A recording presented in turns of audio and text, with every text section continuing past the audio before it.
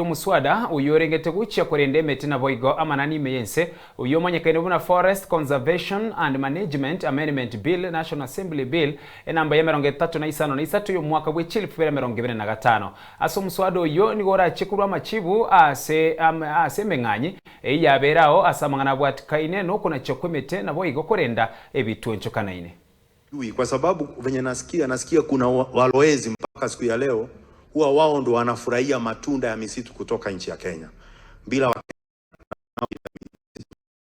Speaker, wakati hiyo tengenezwa kuangazia mambo mengi tofauti kwa hata kama muua mga haki yake tunampa, sababu watu wengi wanao karibu na misitu kazi yao inakuanga ni kuchunga tu misitu na kupokea kichapo wakati wanatoka na kuharibu mimea yao. Kama leo Speaker, unaona wale wanakaa karibu na mlima Kenya upande wa Meru wengi sana wanalia na ndovu. Ukienda upande wa Taita Taveta, Lamu, naona wanalia na ndovu.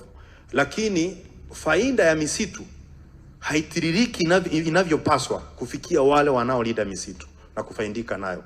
Na tena Speaker, pia ni watu ambao wanasikia kama wameachwa nje katika wakati misitu, wakati kuna faida kwa misitu.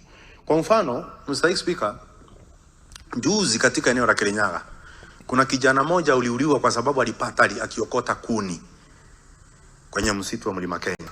With this, and now this law seems to be made to amalgamate all the laws in this environmental area, whereby the main idea is to plant more trees in the country. With the flocker projects, Mr. Speaker, you'll be surprised.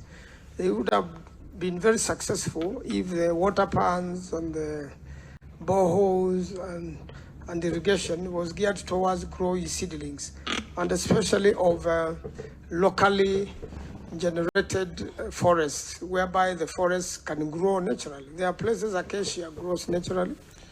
There are places, natural trees which are not even thorny, and many other uses grow naturally.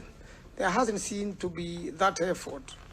Mr. Speaker, when I grew up, there was a forest near my home, a natural forest on a hill which is described as a hill tower.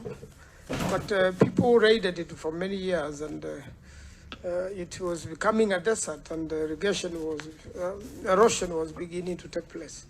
But when I was first elected in 2013, I hired a young person just to simply surveil and make sure no one cuts trees there.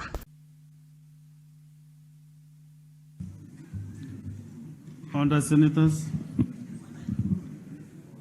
these are the results of the third reading of the bill.